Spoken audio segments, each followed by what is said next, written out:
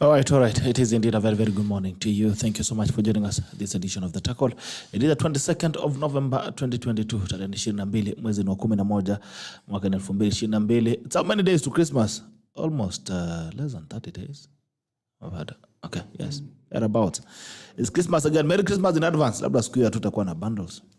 Merry Christmas in advance. Kama kawaida, please when you join in, when you like, we get to know that you're watching us. And that way, please share. When you share, you give someone else an opportunity to watch the broadcast. It's another edition of the State of the Nation edition of the 22nd of November 2022. And it begins right now. Kama kawaida, please when you join in, when you like, we get to know that you're watching us. And that way, please share. When you share, you give someone else an opportunity to watch the broadcast. Also, let us know where you're watching us from this morning. Let us know where you're watching us from this morning. And the weather is not that bad in Nairobi. Traffic also isn't that bad. As the schools have closed starting yesterday. Kids were coming home. They'll be home for 2 good months. Okay, 2 good months. This they'll be right in time to have enough food. There's Bamba harvest and there's also Bamba importation. All right. I'm saying naona kana ila wameweza kuamka mapema hii na Damtan Mutua. Mutua mambo yako umeanza mapema saa hii ya waganga. It's too early in the day. Kama kawaida lazima tuende mbele za Mungu tuombe, alafu tukirudi basi na kuja kuangalia nani ameweza kuamka. Mshandu utatuombe. Let's pray. Father God, we want to bless you this morning. We want to exalt your name. We want to thank you for the gift of life. We are so honored to be alive today, and we are glad that you have allowed us to be here as we discuss matters affecting this country. We pray that you shall be with us until the end, and glory and honor shall be to your name. In Jesus' name we give thanks. Amen. Asante sana kijana Bishop. We're Stephen MWAKESI. It's been a while since he was on the tackle. Good morning to you, sir. Good morning, Gerald. How are you? Good to see you. Hata mimi nafurahi kuwa hapa. Na naomba tutakuwa na siku mzuri ya discuss what's going on in the country. Yes. I've been well. What has been happening? We've been watching. I mean, after the elections that were, it's time to now see how the country will be governed in the next few months. The administration has started off on a very interesting note. So sisi kama wananchi watukufu yetu ni kuketi na kuona na kuwaombea ya kwamba watafanya kazi mzuri, lakini pale wapapo watakuwa wajafanya kazi mzuri lazima tutasema tujaribu kuwasaidia, because this is a government that Kenyans were really waiting for, and we are hoping that by helping them in any way possible, they will actually meet the aspirations of the people of this nation. Lakini Wakenya ni wananchi watukufu ama wananchi watukutu? Mkenya hajafanyia kitu mtu yoyote. Watukutu ambao wamebaki tu ni wanasiasa, and I think you can see from the gallery that's going on in this republic. The key problem and the key challenge has been the kind of leadership that we've had. Mwananchi went and did his dutiful duty. Alichagua governor huko Meru, lakini sasa wanasiasa ndo wamebaki kulumbana. Sasa huyo mwananchi anashangaa kwani alifanya makosa kufanya ya kuchagua governor. Same thing is happening all across the country. I mean, there are different divisions. Governors are appointing CECs. CECs are not being vetted because Kenyans are going to court. Other political actors are going to court. So the government is not yet in full steam. And I think it's something that we need to really question. What is the kind of leadership that we have in this country? Are they really focused on getting the agenda of the people going forward? Ama watu wako pale tu wanalumbana ili kujaribu kujisaidia na kujitafutia kashamba katika jamhuri yetu tukufu. Najua pia kila mtu anatafuta nchi. Tunatafuta kwanza, nilikuwa nimejitayarisha nikasema nitakuja nipata hata barabara kilomita 5 Taita. Nini ilifanyika? No, I think there's a lot of aspects going on, and as a country and in Taita Taveta there was a lot of things happening. We were one of those counties that decided to move towards the Azimio wave. We were expecting by aligning there at least tungekuwa tumepatiwa zile barabara na miradi ingekuwa imesonga kidogo. But as soon as the elections came and went, things come to a stop. But pia sisi kama viongozi hata kama tulianguka, we've been pushing, and I've had really good talks with the new CS for transport, Kipchumba Murkomen, and there are really mechanisms being put in place by this administration to see that all projects that have been stalled come to fruition. So our prayer as the people of Taita Taveta is that this administration will not punish us for our sins of not following the Kenya Kwanza wave, but at least we will feel part of the larger community of Kenyans, and that every development project will come to fruition. And that's our prayer, and that's what we're pushing for as the people of the county of Taita Taveta. I hope you're praying properly then. You should be saying, forgive us our sins, as we forgive those who trespass against us. Na wanasiasa wangukangi, wanasemanga kura ikutosha. Kura ikutosha, lakini tunakubali tu 2027 we will come in a new form and actually be able to fulfill the aspirations of our people. Yes. Right. Hilary, keep quiet. Watching live from Eldoret, keep Lombe. Asante sana. Good morning. Keep quiet. Bomoy, watching from Bomet. Keep Victor. Good morning. Good morning to you. Larry Komonori, the biggest contractor is in Central Africa. Good morning. Looking forward. Looking for you today. Pin the location, Mukuba. Allah, kama leo, my day is starting very well. Aya, I will, Larry. Kennedy Ken Langat live from Nanyuki. Santa Bom Jage. Mishani Zagi. Good morning. Good morning to you. Say no to GMO. Andrew Jepsai, good morning, Gerald and team. It's been a while watching, listening, falling from Kampia Moto Nakuru. It's been a while, Andrew. I haven't seen you in several months. It's good to have you back again. Kennedy Langat, good morning, Gerald, watching from Nanyuki. Watu wa Nanyuki, mambo vipi? Good morning to you. Please don't join in. Like when you like, we get to know that you're watching us, and that we like. Please share. When you share, you give someone else an opportunity to watch the broadcast. The guys on YouTube, please keep getting people to subscribe. Tafadhali, you can send it to 10 people to subscribe. Then you can build a bigger tackle community and continue to have these conversations on the issues that affect you as a citizen, and also the issues that affect you as not a citizen. Because the people have actually said, sisi when hii Kenya inakaa atuko na waziri amesema just being here. Kaa tu hapa na kupumua. This is one of the 1,000 ways to die. Mchendu, mahindi yako imefika. 10 million bags. How have you been? I'm good. State of the nation. We are at a crossroad right now. If you ask me, you have a government that is yet to get the chief finance officers of State Department approved, because the permanent secretaries are not just implementing the policies made by the CSs. They are also the people with authority to incur expenditure. And mostly when new governments come, you realize that most of them will freeze treasury so that they can realign their people within the State Department. You can imagine we have 51 State Department currently without PSs who are supposed to be there. Of course, we have the former who are still acting, but when you're acting, you have limited things that you can do.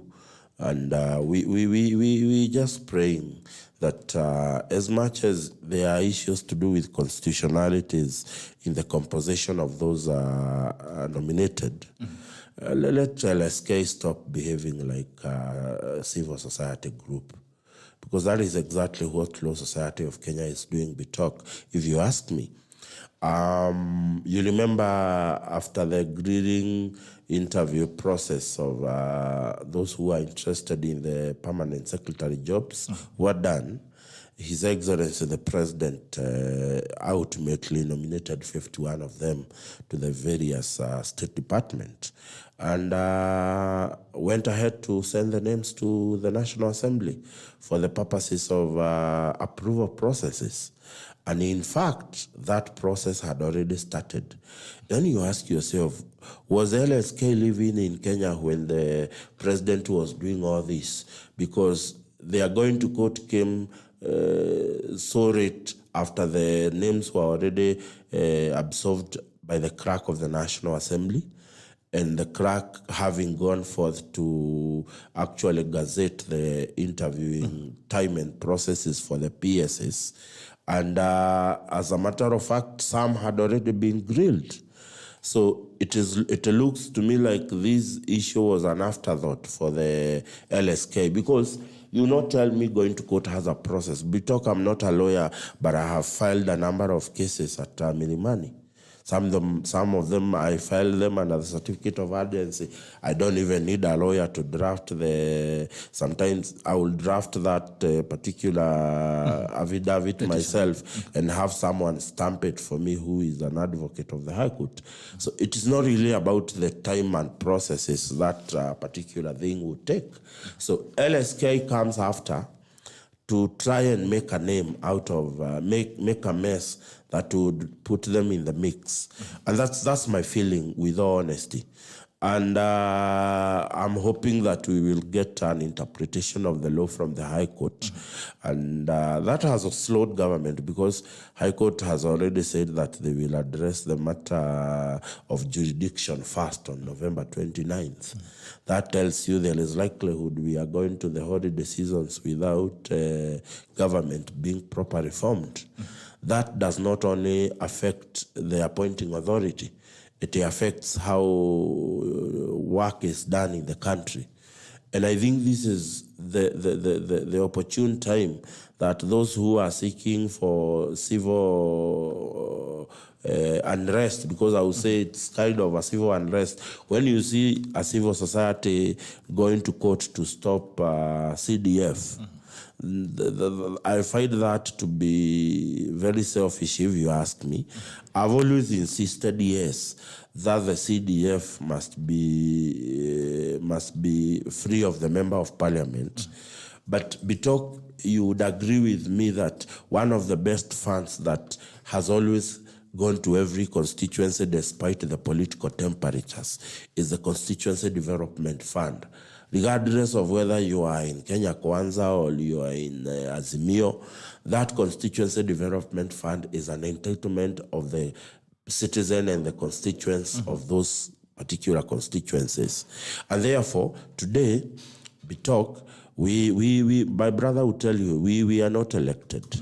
But every other morning we are getting people asking for school fees, asking how we will help. This is not a Kenya. These are not Kenyans who have gone to court on their own voluntary. They have not gone to court because they wanted to go and stop CDF. A certain NGO outside Kenya has funded a civil society group which has gone to court to stop CDF. They stopped CDF 2013. And they are now in court to stop CDF 2015.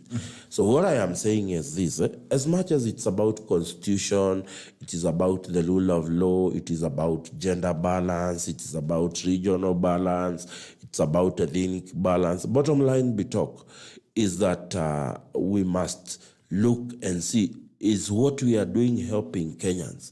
Or are we stagnating Kenyans today? Because we keep shouting to Professor Ndongo, you must give us CDF bursary by this time. But we still have not sorted the processes of the people with AIE authority to incur expenditure in treasury.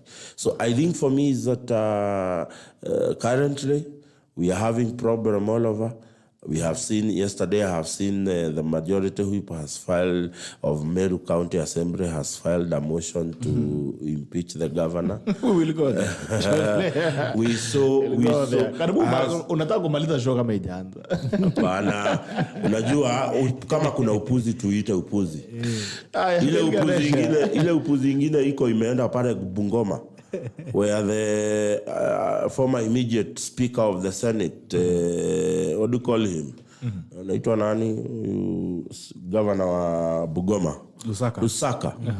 He appointed CECs yesterday, and as he was signing the appointment of the CECs, they were picking the appointment as they drop signed resignation letter that is not dated.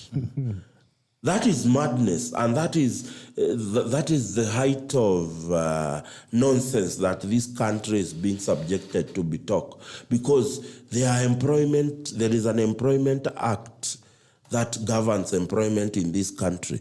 There is a labor act that governs labor in this country.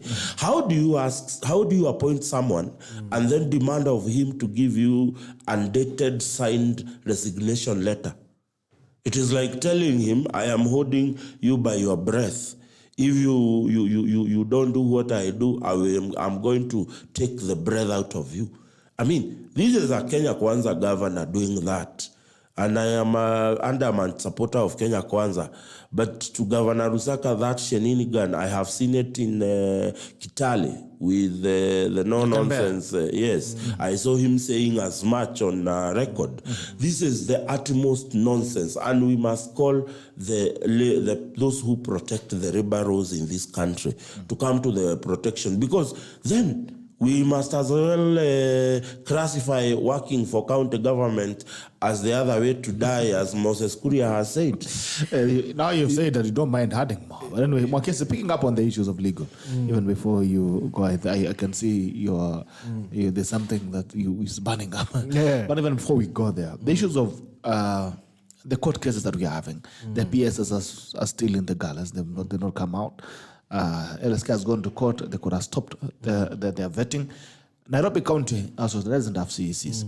Are we looking at the judicial justice or judicial activism? What is going on? And he knows interest.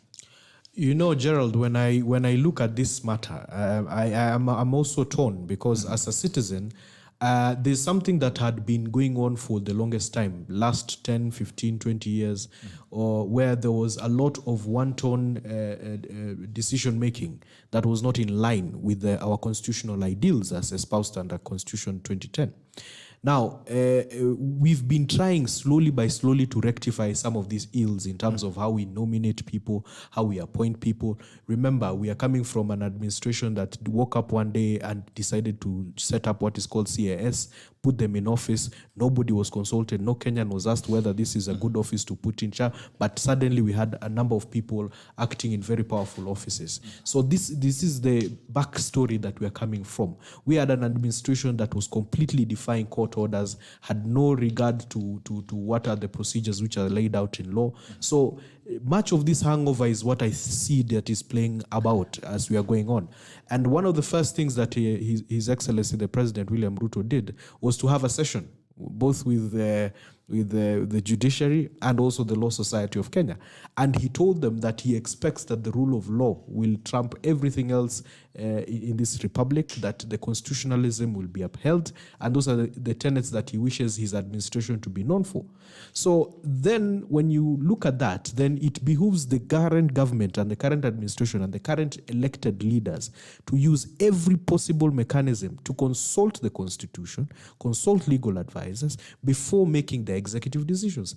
Because what happens in the end is that the moment the president said that we are going to be led as a country following the constitution, Kenyans took cue.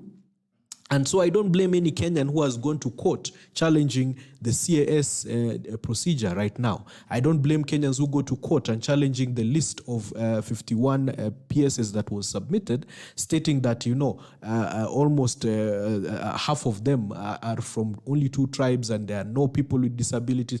People have cases which they are trying to put forward to Kenyans to understand that the way we framed our constitution means that we should be more inclusive, more participatory, and bring people together rather than tear them apart in the name that we want to get business of government done. Now, that is viewpoint number 1. But viewpoint number 2 is that where we are at as a country, we need to get this country moving.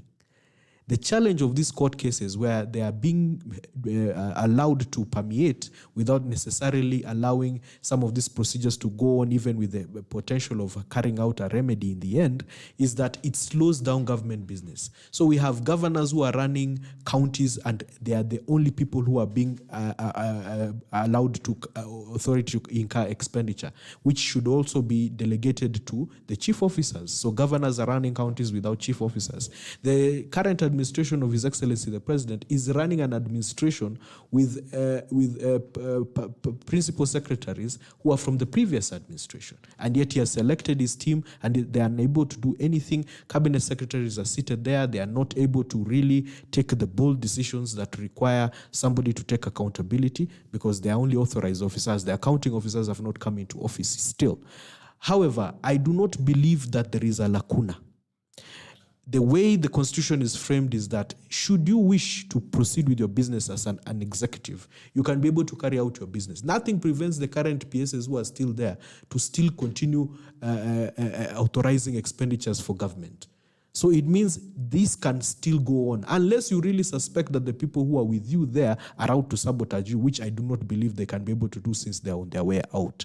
So my proposal would have been that we should not really castigate the Kenyans who are going to court to try and justicize on what they believe are injustices being carried out by some of these decisions that do not follow the letter of the law. However, we should also encourage our courts that the moment such applications come into fruition or come before them, that we try and expedite them as a matter of urgency. Some of these matters could have, look, some of the cases that I'm seeing in the case of Nairobi, in the case of Nakuru, is the court determining whether it has jurisdiction to hear the matter. And all that while everything is suspended. Same case applies to the matter of the current PSs. Now, some of these matters can be resolved overnight. We saw the kind of effectiveness that the judiciary could be able to do during COVID. They were able to settle matters in record time. So in my view is that considering that governance is at the heart of everything that concerns the development of Mwananchi, it's very important that we take these matters as a matter of priority, and we resolve the question of whether we can have CSs in office, PSs in office, CASs in office, so that these administrations, both at the national and county level, can begin to work for Kenyans. I will not say or castigate anyone who goes to court to try and make sure that Constitution 2010 is followed to the letter. That is our right. I will do it, even me as a Kenyan. Gerald, you are allowed even to go and do the same. However, let us not also go about doing this and freeze the operation of this administration, because we are coming at a time whereby our economy is in the gutters. Kenyans are really suffering. There are no jobs, and the level of discomfort and pain that Kenyans are going through, they would like to see leadership work for them, because all they did was do their duty on the 9th of August. Now they just need to see these people who they employed work for them for the benefit of their good. Okay.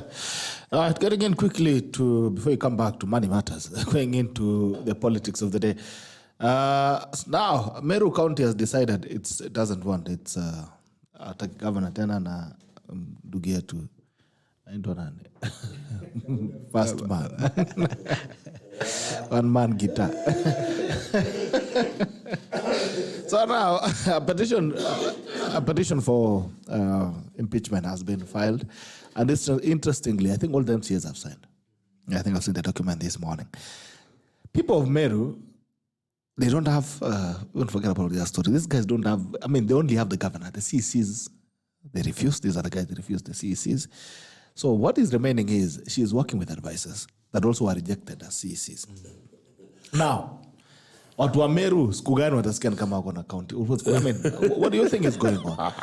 In your own opinion, guys, do you think Governor Kawira Mwangaza is overstepping? Is it wrong? Mtu kukana bwana. Nakwenda holiday.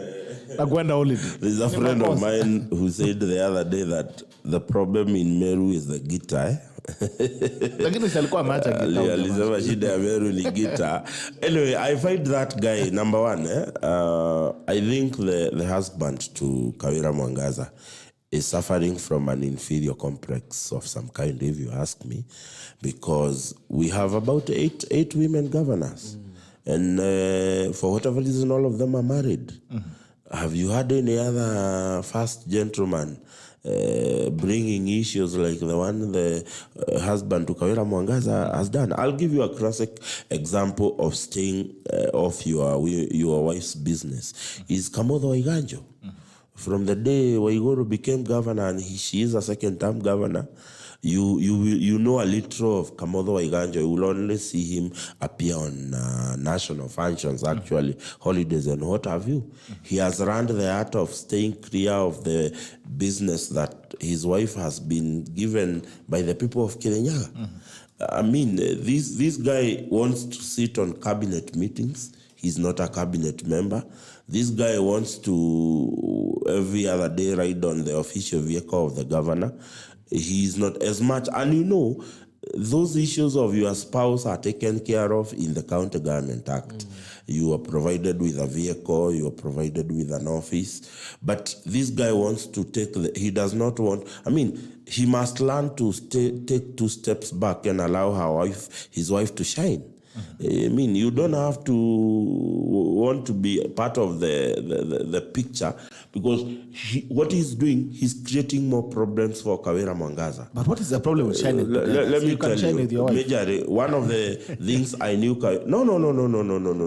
The people of Meru did not elect Mr. and Mrs. Kawira Mwangaza. The people of Meru went and elected Kawira Mwangaza as the governor. And I'll tell you one of the challenges, and it has been well captured by former Laikipia Governor Derito Moreithi, who was elected as an independent candidate and the governor of Laikipia. What Kawira Mwangaza must do, and I must say this authoritatively, is understand that she has been elected as an independent governor.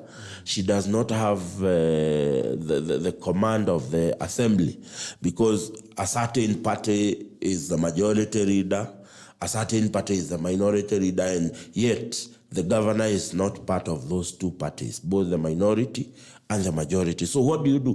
When you realize that you are elected as an independent candidate, you must work day and night to bring assembly behind you.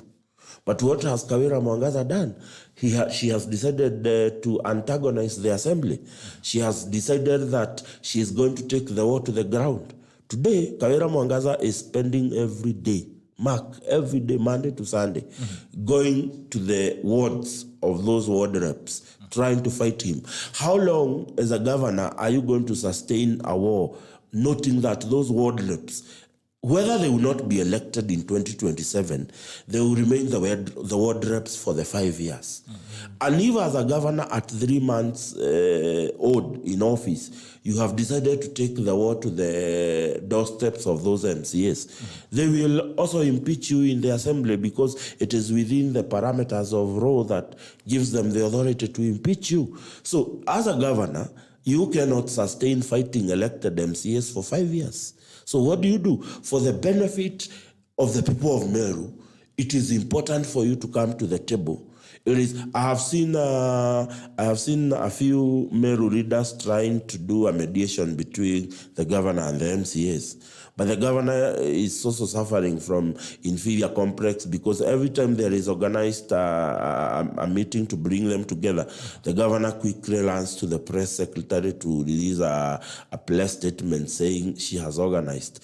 The moment you assert yourself as the organizer of talks that are meant to bring you together, you have already taken the lead of a mediation that's supposed to be between you and the MCA. So the governor must swallow her pride, understand that she doesn't have a single MCA elected as an independent. I don't know whether there is an independent. And even if she did, it is not significant at all in the read of the assembly. So this is the honors that governors must do. Governors must accept that leading a county assembly is what you call negotiated democracy. And I will give you an example. I want you to look at the governors who are suffering from that.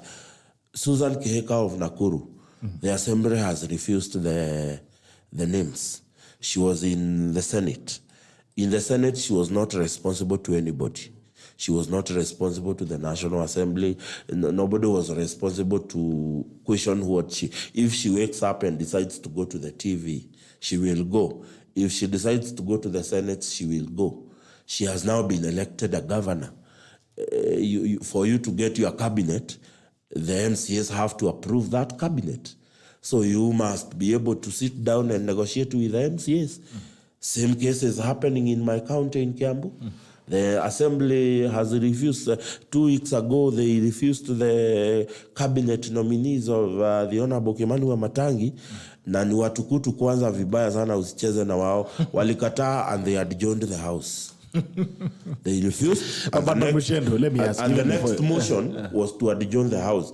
The reason I'm saying this, if you look at the governors who have issues, it is governors who have not understood that for you to be able to deliver on your promises, you must be able to sit down with your MCA and take the president, for example. What did he do in his first few days talk? He took the National Assembly and the Senate to Naivasha and took them through the Kenya Kwanza blueprint on how they want to change this country, so that they can own up and they can buy into his vision, and they can now steer the country in one direction, pulling together.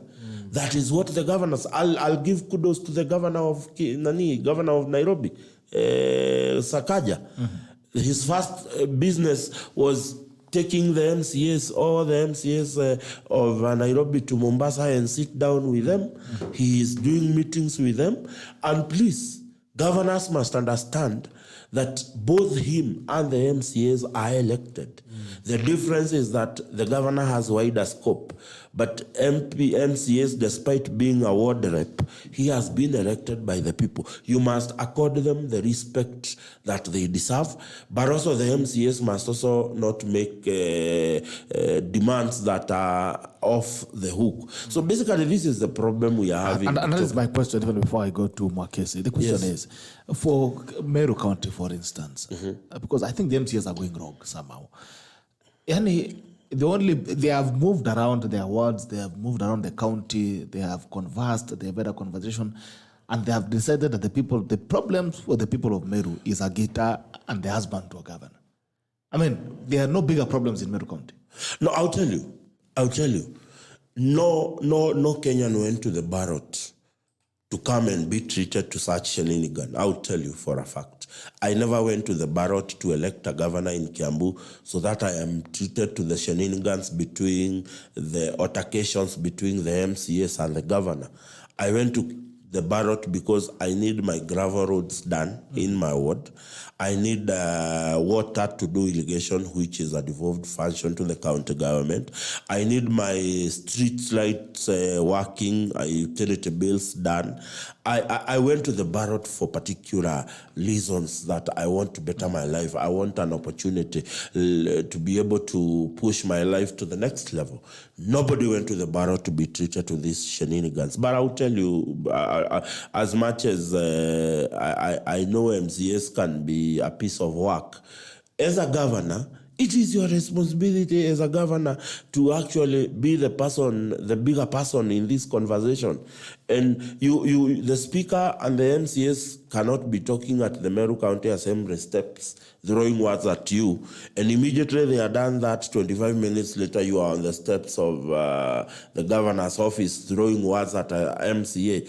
At some point, you have to ask yourself, because I'll tell you, and this is the honest truth, and I'll tell you, the chances of an MCA being re-elected back in this country is not even 1%. Because I'll give you an example. In 2017, in Kiambu, we sent 59 MCAs home. Only one was re-elected. In 2022, we have re-elected, out of that assembly that was there, I think we have re-elected 17 out of 60. So we are talking about 40-something, I think 43 MCAs have been sent home. So let me tell you, when MCAs do their calculations and they see and they look at their chances of being re-elected are almost non-existent, they have nothing to lose. But as a governor who has promised a vision, you have everything to lose. Because I'll tell you, these MCAs may have accepted the fate that they will go home in 5 years, but they have also said, hawataenda nyumbani peke yao. They will carry you with them. So unless governors were getting elected to flex their muscles and experience power, they should be the bigger people in this conversation. And call those people. If you cannot call your ward reps to speak with them, talk to your senator, talk to somebody. There must be leaders in those counties. I'll tell you, look at the northeastern counties. If there are problems, there is negotiated democracy ya kwanza tunaionanga northeastern. I am certainly sure there will not be a by-election in Garissa town. Why? Because they will sit. Duare atakaa na wazee wa huko Garissa, and they will accept the same way was there any election for the Senate of Garissa?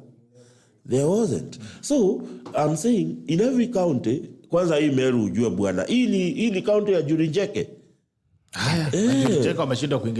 You know, Gerald, if I was to weigh in on this matter, my understanding and the way I watched the politics of Meru forming up to the 2022 general election was that it was a very hotly divisive campaign, especially for the governor's seat. I think there has been only one-term governors in the county of Meru, similar like in county of Taita Taveta. And the reason being is that we have had very serious powerhouses running for this office. In Meru, the contest for governor is not a child's play. It is a serious matter involving people with a lot of immense resources. And not only does it go with just political ability to speak to the public, these people, most of them have access to TV stations, radio stations. Most of them were in power. You can see Kiraitu was the governor, the cabinet minister for agriculture at the time. Peter Munya was the minister. We had Mithika Linturi was the senator wanting to become the governor. We also had the other power fight that was there between the current senator of Meru and the incumbent governor at the time. But the lady Kawira Mwangaza start a very singular journey. And this is the danger of the politics of being a lone ranger. Because she was able to become a singular voice as the woman rep, doing her things with the people in total disregard of what was the national political formations. She ran her own race. And she refused to be torn and be pulled in what was the divisive politics of the day. She decided she's going to meet directly with the people, and she did all activations with the people directly. And I think this got directly to her, because now she believed that all I need are the people and no one else. I do not need anybody at the national level. I do not need anybody at the political level. All I need are the people, and the game is done. But this can work during the campaign season. But when it comes to governance, things change almost immediately. Because the money that you're going to come and change the lives of these people is dependent on the goodwill of, one, the National Assembly in government, the president who is sitting at the day of the day. Number three, also how you're able to interact with the MCAs, because those are the people who really hold the actual purse strings and enable you to actually function as a governor. So when you have not acclimatized yourself to working with people, when you now take over office, of course you'll have a challenge like the one we're experiencing with Kawira Mwangaza. I think what we need to see from the people who are trying to create an intervention with Governor Kawira Mwangaza is a reconditioning of her political ideals. Because for her, it worked. It worked to get her in office. But running office is a totally different script. And no one has taken the time to deconstruct this for Governor Kawira Mwangaza. And she's still at war, because she's seeing, if anybody is opposing me on the political front, all I need are the people and nothing else. But the people have no role between now and 2027. God and the people. Kazi ya mwananchi ilikwisha kitambo sana. All that is remaining is the politicians that you're trying to fight, because it's the MCA who will get rid of you first. It is the senator who is waiting for you. And remember, her senator is actually the leader of majority in the Senate. Deputy Speaker, in the Senate. So there she's being waited for by a very bigger member than the one she beat, Kingangi of during the election, Kiraito. So it is very imperative on her right now to begin to see that the whole world can turn against her in an instant if she does not succumb to the politics of negotiation and conversation with people who matter and who have been put in place to assist her to run the government that she's doing. So in my view, I do not see that Kawira has lost it all. I think she still has an opportunity. However, when you look at the case presented by the MCAs, they have painted a picture of somebody who is a lone ranger, who has no business with working with anybody except herself. They have even said and castigated her that she has gone against even religious leaders, the clerical leaders and the Catholic Church in Meru. If you want to turn the people against you, is for her to be seen as somebody who's fighting the Catholic Church in Meru. Catholic Church has a huge following in the county of Meru. So already you can see the conditioning that's being done from a political front against her is enough to finish her politically if she does not quickly recalibrate, come back down, and understand that this is a politics of working with people. Now, this is also the fallacy that we also lost out when we were drafting Constitution 2010. We thought that if we put qualifications, which have now been removed by virtue of the fact that the constitution is clear, you can only become governor with the same qualifications as an MCA. So literally, even the safeguard that we put of having a degree has now been thrown aside. So literally, what we have ended up doing is to make the governorship become a preserve of every political Tom, Dick, and Harry who can be able to stand up and marshal the people towards their cause. Now, what happens is that when you make that better. Exactly. And does it mean that the governors who have degrees are doing better? It doesn't mean that. Well, that is stigmatization. But there is a thing that comes about there is a thing that comes about you having the patience and the temerity to be able to sit in office and lead. And this is what has been lacking in this particular county. So now you can imagine, once we have removed all the stopgaps, and now we have free gear when it comes to the governorships in the county, 47 county governors, so long as they're popular with the people. And let me tell you, people in this country have been shown you can be a drunk, seated in your bar, sleeping the whole night, and be elected the governor of a county in this country, because people just like you whenever you are sober or whenever you're on stage before you black out.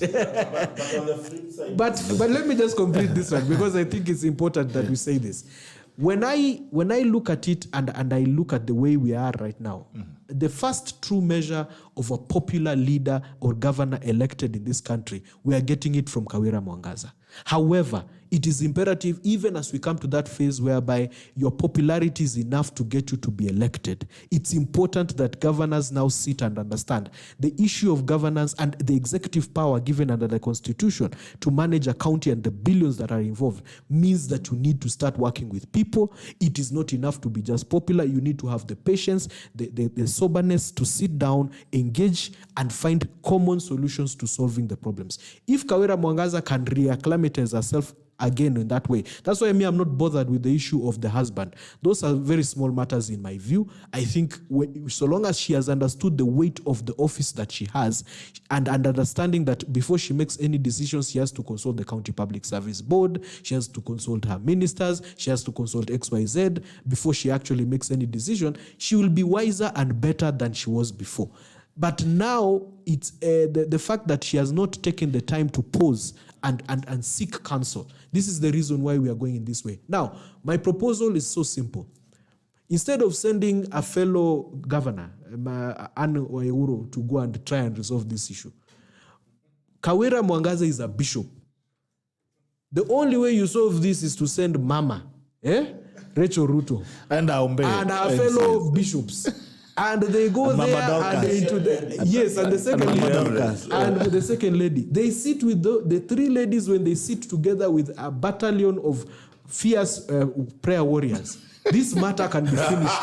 So we are saying now the problem is spiritual. It's spiritual. Because the moment that somebody believes that they have no need for anyone else except God and my husband who has been appointed the Lord of my household, that's where the problem comes in. But if she can be told by fellow people who are actually in tune with her religious beliefs and as a bishop as she is, I am sure we can bring down Governor Kawira Mwangaza into the light, and she can begin to lead the county of Meru better than anyone expected. I believe she has the best heart for running a county. From what I saw with her work as a women rep, I do not believe there is anybody who has touched the heart of the people of Meru like she has done. But now she needs to be brought into the wisdom and counsel that will enable her to run this county without the kind of things we are seeing. Another question. Yes. The MCAs, don't you think the MCAs are also going wrong? Because they look at you, they look at MWAKESI, we don't like you. Oh, you're not giving us what? Because, MCAs also have demands. They tell you, we want this, I want this, we want this. If you're not budging towards that, they can easily impeach you and get you out. Even when you speak about the MCAs bringing in the check and balance on the governors, what is all the risk? What are the safeguards that you can ensure that these guys act within the limits of law and the limits of common sense in the interest of the public? And Gerald, because the people who serve right now actually the Wananchi in Meru County. No, Gerald, and to come back to this issue, the issue of MCAs is a dance. You cannot be in that position of authority and not do what my brother was saying, that the first thing is to sit with them, try and get them to come round to your way of thinking. What the president did, what Sakaja, I'm told he did, and so should have been a lot of governors doing, was to sit and engage with these MCAs. An MCA, first of all, let us be very honest, that they know their roles within the administration come at the very beginning of setting up of government by a governor. That is where they're relevant. The Constitution says that the moment you are now thinking of setting up your executive, you must go to the county assembly. Before you think of setting up your budget, you must go to the county assembly. So they know if they miss at this particular juncture to engage and get their things put in play. For example, this ward allocation fund that all MCAs across the country have been asking, that they be allocated money. And luckily enough, in some counties, the governors have yielded and said that 20 million will give you for every ward, or whatever money it is that they have specified for each particular ward. So if they have not been able to come around to those kind of conversations, of course, an MCA will come and bring you trouble. But the cocktail that is in Meru is where the problem is. Because when you look at it honestly, we have a cabinet secretary of agriculture coming from the same county who was running for governor. Already, the Kawira Mwangaza said that the gentleman was asking for cabinet slots to be accorded to him in that county assembly. Same thing, we have a deputy speaker who's coming from Meru County and who is the senator. We have so many leaders. Former Munya is still a powerful man and still being recognized. And we have Kingangi waiting on the sidelines, waiting to Basha. So she is a woman who is completely under siege. The MCAs have agreed to become pawns in this particular game while they are looking for their own. My proposal to any MCA looking forward, because again, in the Meru case, it's also, like I've said, it's an interesting cocktail, but let's now look at MCAs in general. The MCAs need to be live to the fact that the turnover is real and it is expected. And I know this for a fact because what has been said by Mr. Muchendu happening in Kiambu happened in my county.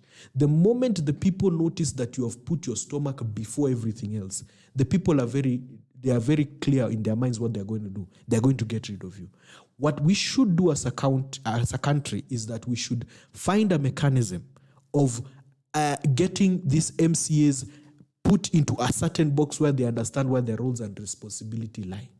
We've had county assemblies with speakers coming in who have no clue whatsoever what to do when it comes to running a county. All they know is that we are here to extort the executive and get the most we can out of them before their time comes. And when we fail to extort them enough, we threaten them with impeachment.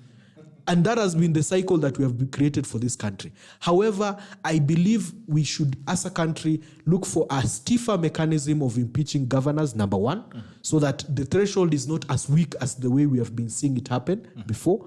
Number two, we should also empower what we call these intergovernmental relations, so that in moments such as this, we do not have to wait until a county government has impeached its governor, the MCAs have been threatened with disbandment, is when the president has to come in and say, I will not break up the county, I will allow you to sit down and discuss. We need to find a better dispute resolution mechanism that puts the MCAs in check and allows the governors to be able to run their counties without much interference. And finally, MCAs are only used as puppets by other political actors. We all know an MCA is the lowest representation of who we are as a people. Most of them are uneducated. We don't blame that. We have not provided all the academic opportunities for Kenyans, so it is our reality. However, when we allow people who are sitting in offices in the national government, in parliament, in the National Assembly, in the Senate, to have a direct hand in manipulating the outcomes of a county assembly, this is where we are going wrong. So we must find a mechanism of ensuring that everything that concerns the MCAs is managed at that level, the way town councils were let to run, the way it was, without this significant interference that we are seeing from national level. And this could have been seen. You saw how a bad project like BBI gained validations because we could be able to bully MCAs, give them vehicles and threaten them, and suddenly an animal like BBI had feet and legs to stand on. So it is this constant abuse from other political actors that has completely rendered our politics ungovernable at the county level. It is important we allow MCAs to become the leaders we chose them to be. And I think the other thing that I believe Bwana Gerald Bitok, I can propose as a person who has studied our constitutional law and everything, we need to bring back this recall mechanism. You know, it was pushed to almost the third year where you can actually recall an MCA. This thing should have been as active as it is the way you can be able to impeach a governor today. So should an MCA be knowing that the moment you also go rogue on the people, all of you can go home today. And once they know that, then they will have less ability to put us in a kind of a Russian roulette that we are playing, or kind of game that we are playing between governors and MCAs, so that the people become supreme once again. So I think it's important that we can be able to go back to this invention that was called the recall clause and allow it to become functional, so that an MCA cannot go that much long terrorizing a whole county government and stop development for the people in the name of them getting their little kickback here for a tender or something like that. That's what I believe should be the realest cure that we can do, because from what you have said before, that's what Kawira Mwangaza has seen, that if we were only able to put the power back to the people, then we could be able to tame some of these characters. But now, since MCAs know the next time I'm facing Mwananchi is in 2027, or before anyone attempts a recall on me is 2025, he will do whatever and everything he can do right now to terrorize and paralyze an administration that we're supposed to work for the people. But like I said, it all begins and ends, and the way they say it, leadership is all beginning and ending with the person who's on top. The buck stops with the governor. Everything that it's not to say that MCAs have been rogue in the whole country. With a good governor, you can tame your MCAs. You can negotiate with them. You can be able to find a place of working together. So it all begins and ends with the governor. So no matter what we say about our MCAs, let's push the blame squarely on what Kawira Mwangaza can be able to do for her county and every other county elsewhere. Sakaja should be able to get his MCAs, listen to them. If they say you have been discriminative on certain number of people, rethink your list. Do not be stubborn. Think about the people first. Look at how to unlock the deadlock. If Susan Kiika has been told that she has chosen one particular tribe over every other tribe and not bothered about consulting other people, sit, think it through, find a mechanism to sort it out. We should have a country that is run by negotiations and coming together and meeting of minds. When we run a country whereby everybody can do as it is because you can do nothing to them until the end of time, this is where we have a country that is completely unmanageable and ungovernable. All right. Okay. Mushendi, you were saying something, but because you think you have dozed off. You reduced me to a spectator. Abbas Jigona, you had your time to execute. You had your 3 minutes to execute. Abbas Jigona, there is no way all MCAs could be against or pro a matter without external influence. So you're suggesting that it could be external influence. Kabon Sara, my question in Meru, in Meru MCAs, are they the people who voted Kawira with the Wananchi? Okay, I'll call it following from Eldamaravin. Good morning. James Wambura from Tarakea to go in Nairobi. You go no happy. Because I'm following from Bomet County. Good morning to you. The Pulpito, good morning, GB. Say blow to the Takoli, love you all. Asante. Someone Gitao Maura watching from Kikuyu. Kimbaito, good morning. Gerald Bitok falling from Kapsa, Bernard County. Great show. Thank you so much. Fred Eric Sags catching up from Kentucky, United States of America. Asante sana. Good morning, Gerald and team. It's a while watching and listening from Motokambi. Okay. All right.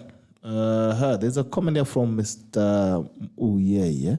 Morning, Bitok. Tuned in for UG County. Say no to GMOs. Already a ship is docking today. I think that Mombasa port before the Gazette notice. The political shouldn't pursue earthly riches at the expense of health of a nation. All right. Good morning, Gerald, watching from Nanyuki. Good morning. Hi, Mushendu.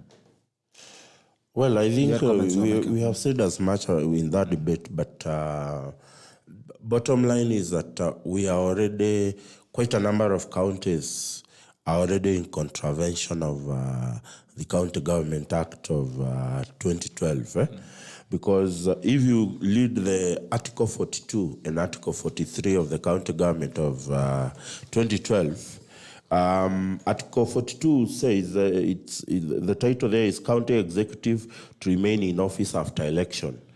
When a general election is held for a county government, the outgoing county executive shall remain in office until a new county executive committee is constituted after the election. Now, that particular stay is also limited in Article 43.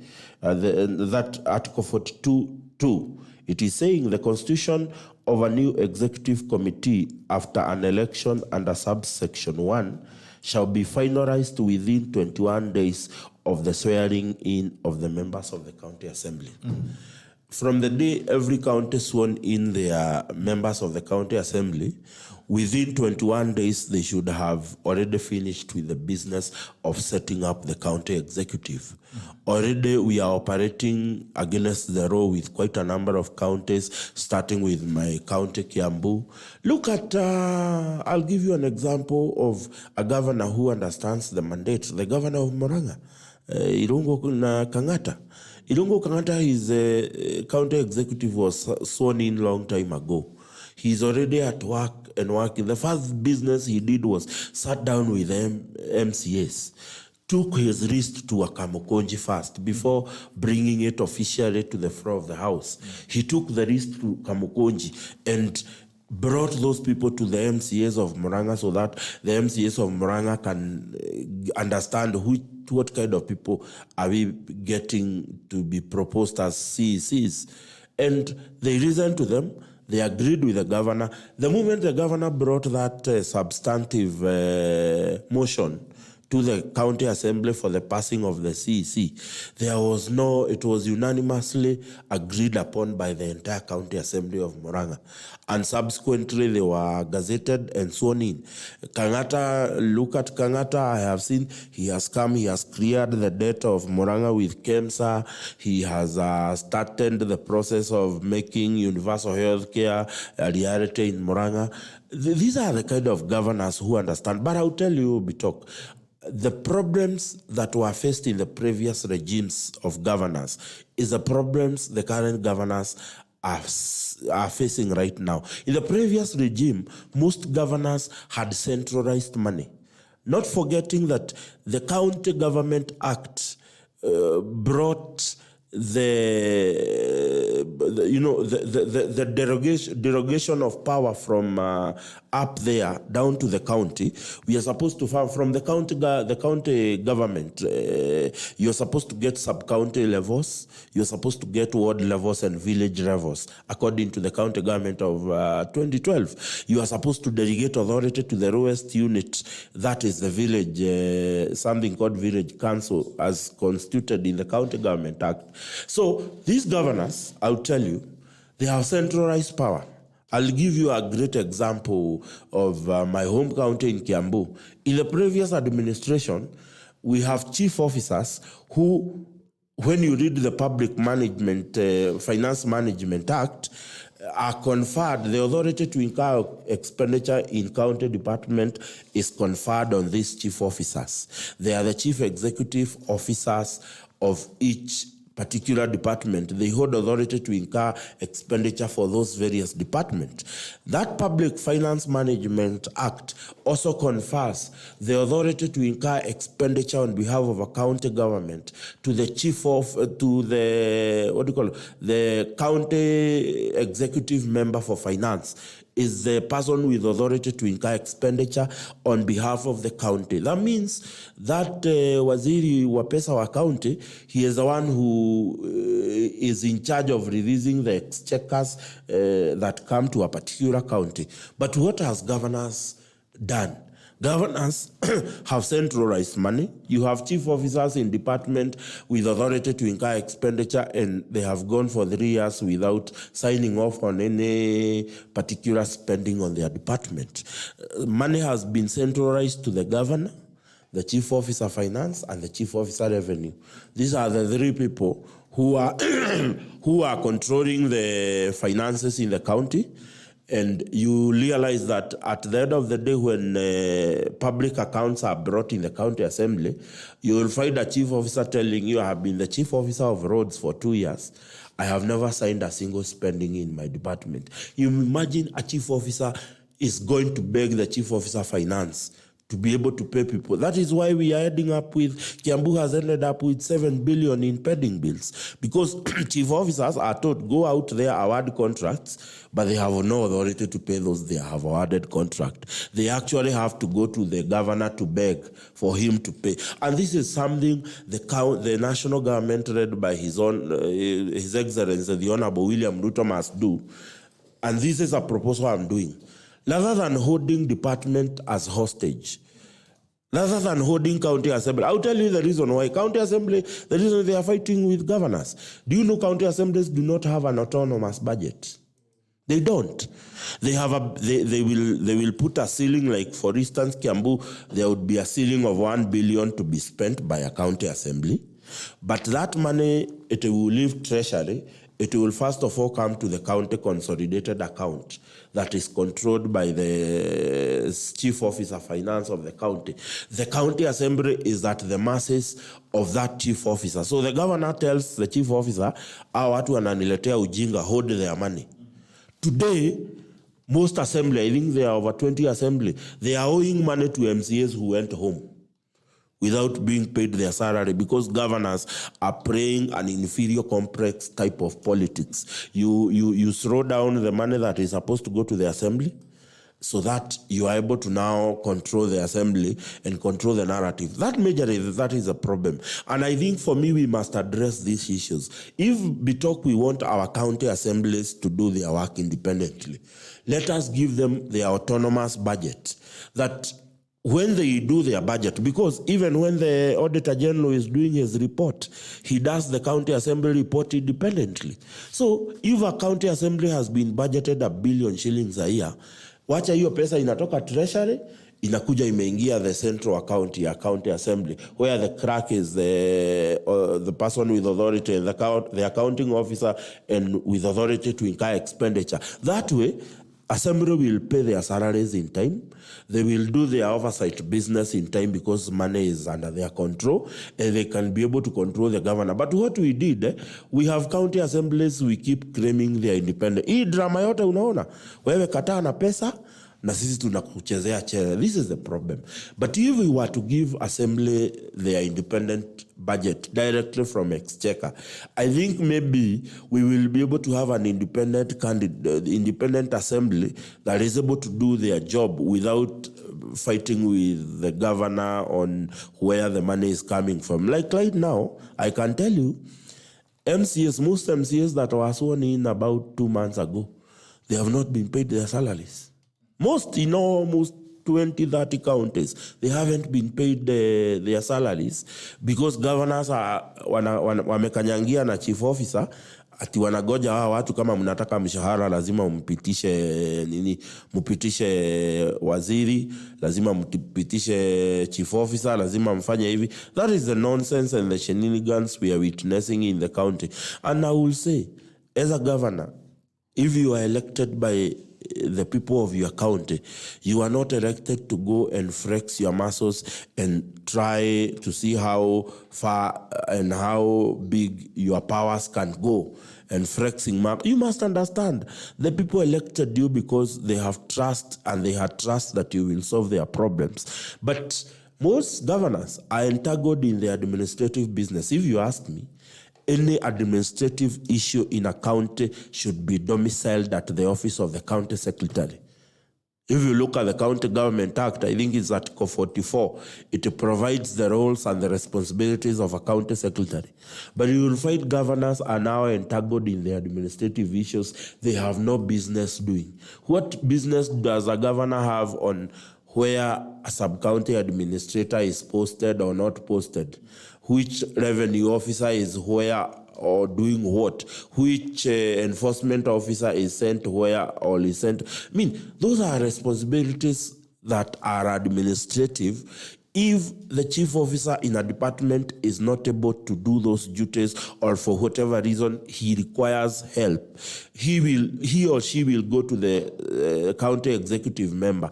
And if it is not possible to solve issues at the department, they should be taken to the county secretary, who is the head of civil service in a county. As a governor, concentrate yourself on policy making. I must applaud the people like Anyang' Nyong'o, the people like Susan Keheka, who the other day were in Netherlands looking for funding of water issues in their counties. Ilongo Kangata is in Canada as we speak. He is trying to secure scholarships and studying opportunity for the students of Murang'a. Those are the policies as a governor you should be. You should not be waking up every morning to go and discuss about policy. If you want to know if you want to enhance revenue in your county, why did you hire a chief officer revenue? Why did you hire a CEC of finance and revenue? You hire these people so that they are able to help you. The people and the drafters of 2010 Constitution and the County Government Act envisioned an opportunity where they knew that as a single individual you cannot deliver everything. But we have so many governors who have what we call a Superman mentality. They can do everything. They can do administration. They can do revenue. They can do policy. They simply want to micromanage their counties. Let's move away from that nonsense. Concentrate I admire, sometimes I feel I admire people like Governor Kabogo, who would activate his people to work for him, and he is playing some golf somewhere in Nyahururu, and the county is still continuing. Because why do you hire people to work for you? If I hire my brother here at point A, if I am a good manager, I should stand at point B and wait for him to come with the results. But I should not try and work with him and tell him this is how you do it. Otherwise, it beats the very essence of hiring him with his expertise. All right. Stringing in straight into the GMO debate. Now, it's one debate that has actually split government into two. There are people who are supporting it, and there are some who have come out outright to fight it. Also, Baba has come in with this scientific explanation on why we should not use GMOs. All right. Leta mambo yake pia amesema ukiweka hapo ukipanda kwa shamba yako huwezi panda kitu kingine tena hata iko namna gani. But anyway, the discussion goes on. MPs from Rift Valley have come up in arms, and they're saying that we cannot import maize when we have farmers who are harvesting, and they're going to try and look for a market. It means they're going to disenfranchise the farmers. Some people are questioning why we need the GMO food right now. Is it an emergency? Have we exhausted all the other food sources and we have now opted for GMO? And why GMO, to be specific? The church has also argued and said that we are not going to allow the people, the citizens and the congregation, the people of God, the children of Messiah, Jehovah, to consume bad food. So they are saying no to GMO. Activists as well have come out to claim, no, we are not going to have GMOs. I had a conversation, I read something yesterday that actually you can pick a chicken tissue, kidogo tu na live chicken, alafu naeka mahali lab. In a few days, we'll be having a full boneless chicken. All right, that's it. As we're speaking, we have 10,000 bags of GMO maize at the port. How many? It should be 10,000. 10,000 tons, yes. Tukule kabisa. 10,000 tons. MWAKESI. Nilikuwa nashangaa tu. Kuna majamaa wanakuwa kuna shamba huko kwa maji, ama kuna majamaa wanakuwa na mzigo. Kuna wakati kuna ile Mexican maize. Wanasema wataingiza Mexican maize within 3 days ilikuwa imetoka. I think Jesus is still working on miracles. So I don't know what that is. But anyway, you have 10,000 bags of GMO maize at the port, and this is the most burning conversation right now in the country. Yeah. I don't know what you guys think. And we have lots of, funny enough, we've left it to the politicians. The experts in health are not speaking. The Cambridge guys who are doing research are not speaking.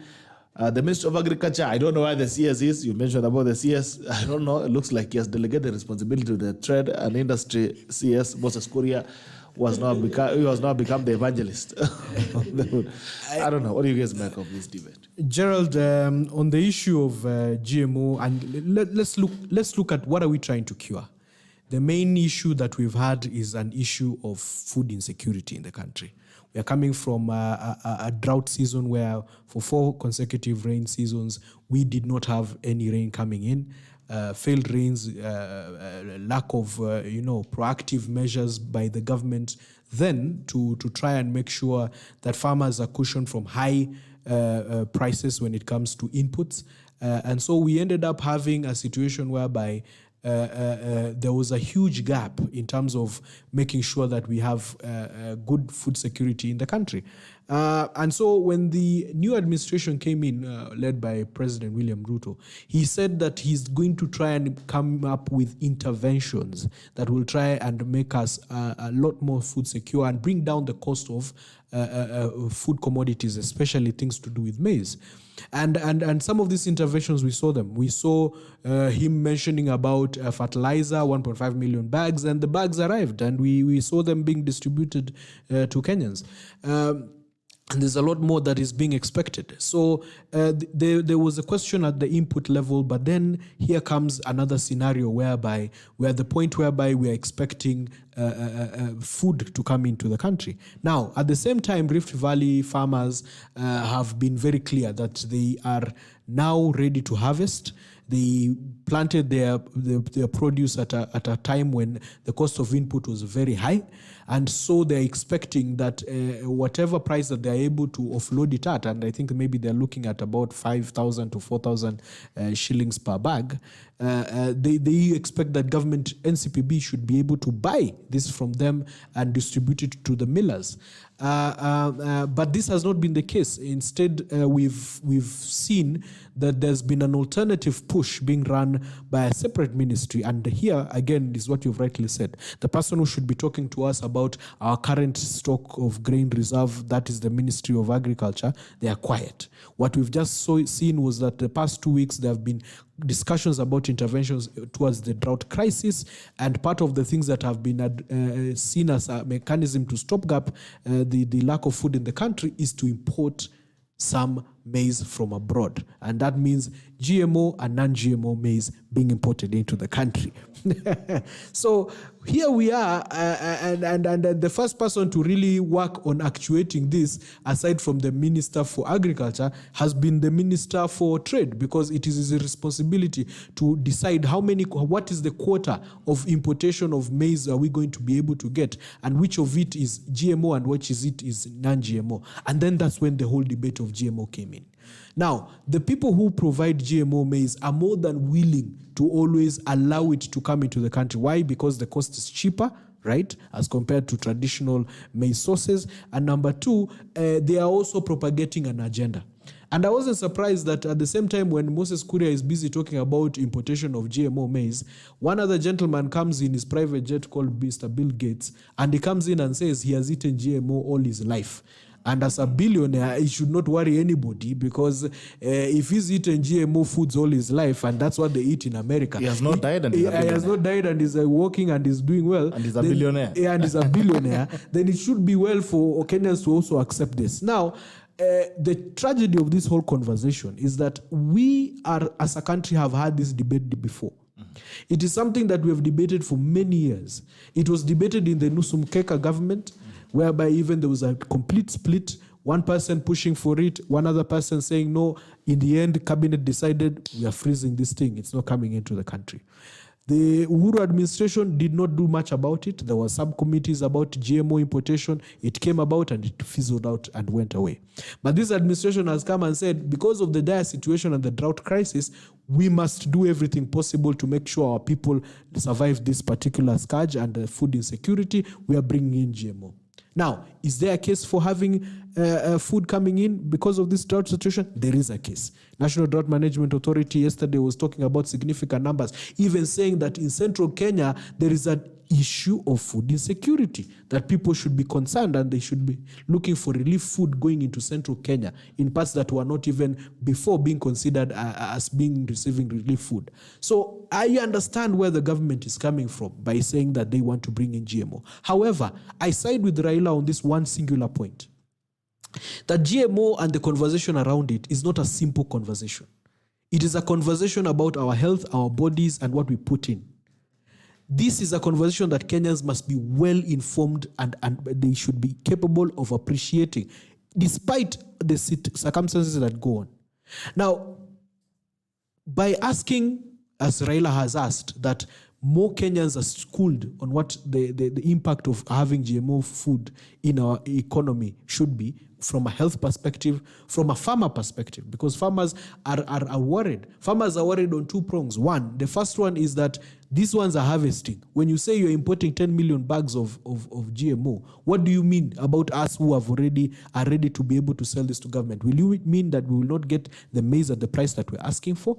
The only way to resolve that deadlock is a simple answer from Mithika Linturi saying that we will buy your maize at the set price that we had put, 4,000 shillings. It will be unaffected by the 10 million bags coming in to relieve the food situation. In such a scenario, I think the Rift Valley farmers will be quiet. They will have no problem. But then again, there is the other part of the farmers who are asking. The moment you start attuning Kenyans to accepting GMO, what are you telling us about our indigenous seeds? Our indigenous varieties and the varieties that we have grown up doing. Now, the moment you also begin putting farmers into a place whereby it is now the fashionable thing to move away from our traditional maize varieties or the enhanced varieties that we've been getting from Kefis and Kefri, what are you now telling the farmer to do? Are you now going to be putting him on a dependence mechanism? Because remember, GMO varieties are seed varieties that you have to keep on procuring. There is no way that you can be able to propagate it in your farm. You have to keep going back to the same person. If it's Monsanto, you keep buying the same Syngenta. You keep buying from them before you can be able to put it on your shamba. And that dependence is what most anti-GMO lobbies are against, because they are saying we are going to create a new cycle of poverty amongst our farmers. Because in the end, even if the yields are very good, and the price that they're getting as a farmer is comparable or equal to or even less than what they were getting when they were not doing GMO, it will end up putting them in the same quagmire that they started. So once you look at that particular standpoint, and then now you go to the lobby that completely is talking about the issue of the health issues, because remember, GMO is regulated by a convention called the Convention of Biodiversity. There's a conference which is supposed to happen between the 7th and 19th. Kenya is sending a delegation. Part of the concerns that have always been there when you look at environmental law and the issue of some of this kind of new mechanism and technology is what we call the precautionary principle. Are we certain that once we move into this particular domain, that the science is enough to tell us that the people will not be affected in any way when it comes to their health and in terms of diseases and name? When Odinga yesterday was saying that Americans are fat because they eat GMO and that's why they're so big.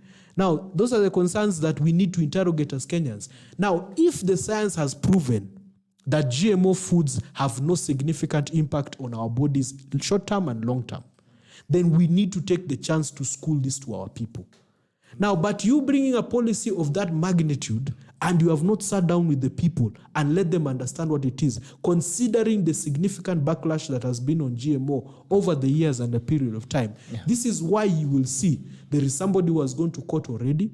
There is MWAKESI going to parliament today to debate that in the afternoon, saying that we need to discuss this importation and whether it is good for the country. Mm-hmm. This is all due to lack of consultation with the people.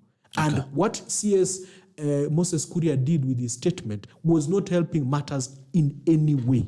Right. He could have discussed it in a more subtle manner, but we ended up having a situation where now you have Bishop Muheria castigating him and saying, my friend, how can you talk like that and you're a cabinet minister? Like he's looking down on us. You're looking down on Kenyans and telling them they can die of so many things. Why are we talking of death of our people when we should be talking about how do we work with them to be able to ensure our people are fed and protected? Now, this is the kind of conversation we need as a country, and this whole GMO debate can only be resolved if leaders sit somewhere, we call a national convention on that matter. It can take a week.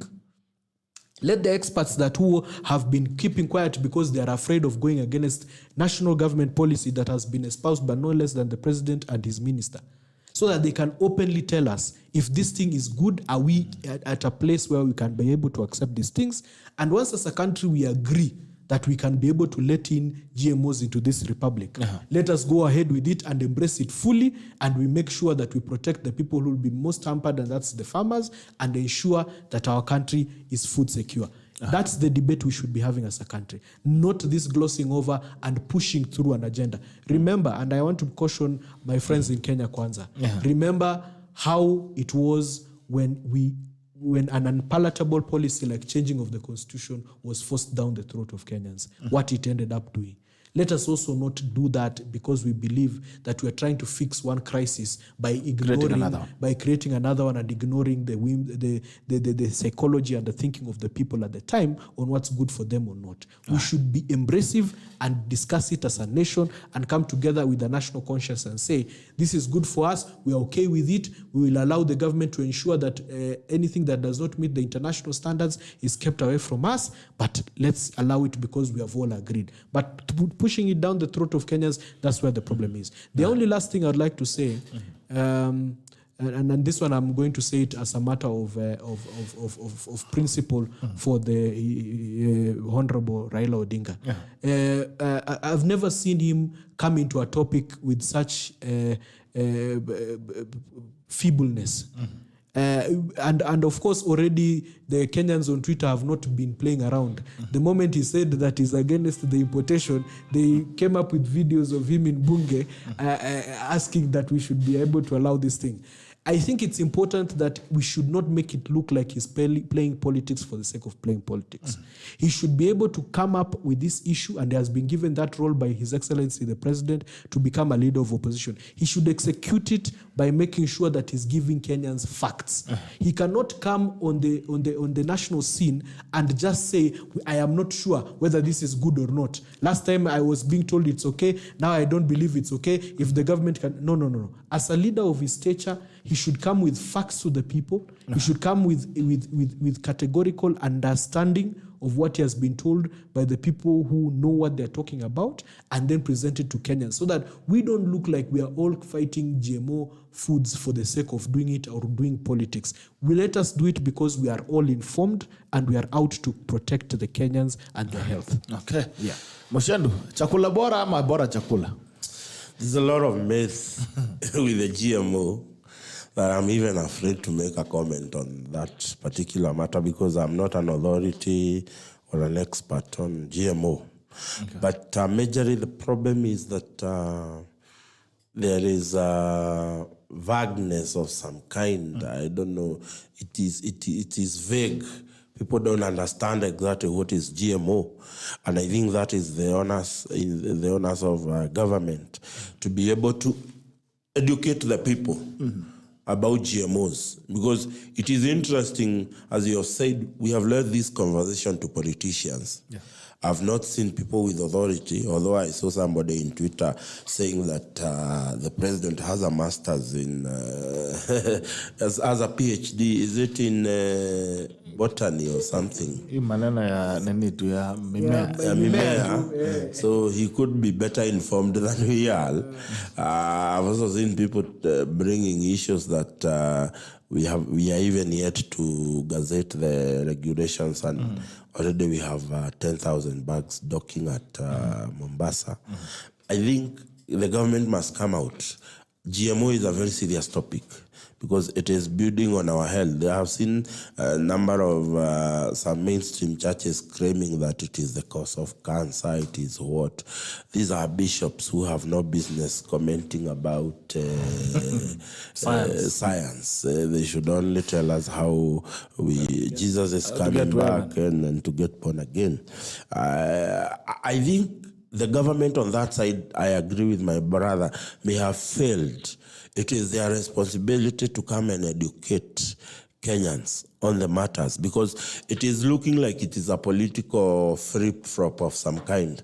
You saw how Kenyans have trolled the Prime Minister, who is against GMO, and one time answering questions in Bunge spent almost 30 minutes defending GMO. And now he's against them. It then looks like it is a question on when it befits you, you support it. When it does not, you learn against it. So I think I would say that government must step up and take responsibility. Let the experts of genetically modified organisms come out and tell us the truth. I have seen a company called, Uplift? It's a company called Uplift in the US who have developed a chicken in the lab. Yeah. Yes, and Unachuna kanyama kidogo. Just kidogo wanaiweka in tanks. Yeah, it is now, and the America regulations have passed it as quality food to eat. And in any case, GMO tulianza kula mapema. Tukubali tu. Wewe ukikuwa uliona wapi kuku wiki 5 imekomaa na inaletwa Nairobi, unakula zile kuku pono tunasema pale. We used to, if you remember those days MWAKESI, the chicken we used to do with chips were relatively very small. If you remember, if you can recall, were relatively very small. Today, naweka broiler 5 weeks kwa market. Unafikiria hiyo ndio ili nini? So let me tell you. Let me tell you. The first time we ever took genetically modified organism in masses in this country was during the famine of 1983. Ile yellow maize that was coming from America. People had this maize, ilikuwa inaitwa gadhirikari, inaitwa gadhirikari in our French. Ni ya serikali. Watu walikuwa wanasema hiyo chakula ni ya farasi. But you remember? But those are the days genetically modified organism started. Where did you get oranges that are giving you 3 harvests in a year? How did it happen? They don't have seeds. Yes, where did you get and hazina seed? Unafikiria zimedevelopiwa huko? They are naturally made. Those are GMO, genetically, because if it's about genetically modifying genetics, look at the cashew tissued bananas that are growing very fast, and they are all over in Githunguri, in Murang'a. Tissue cultured avocados that are growing at the height of 1.5 meters. They have started giving you fruits. So it is only that we have not had this conversation with all the honesty and with all the openness we are having now. But the truth of the matter is, we have been consuming GMOs, even the famous chicken joints, this republic. Hizi zote ni ma GMO, hakuna ati nini. The problem we are having is that this country has not had an honest conversation on genetically modified organisms. And I think the government right now should step up when this conversation is still hot and bring clarity on the issue, because it's gonna, as you have said, we have seen people going to court. There is going to be a discussion this afternoon in the assembly. We have 10,000 bags that have docked there. You have Moses Kuria being careless with words. It is becoming, and I also must tell Moses Kuria, who was my boss, you must transition from being a politician who would say anything and everything to be a cabinet minister who must know that everything you say is not taken with the weight of Moses Kuria. It is taken with the weight of you being a member of the nation's cabinet. So you must be very careful everything you say. And I must also question the absence of the Minister for Agriculture in this entire discussion, the Honorable Mithika Linturi. Please do not tempt us to believe that when Bunge claimed that you are not competent, they were very right. Don't tempt us to think in that direction, because I'm expecting a responsible cabinet secretary for agriculture by now should have made some sort of statement regarding, one, the importation of the 10,000 bags of GMO, the effects of GMO. I want to believe that the Gazette notice for the importation of GMO should emanate from the Office of the Minister for Agriculture. And he is actually missing in action.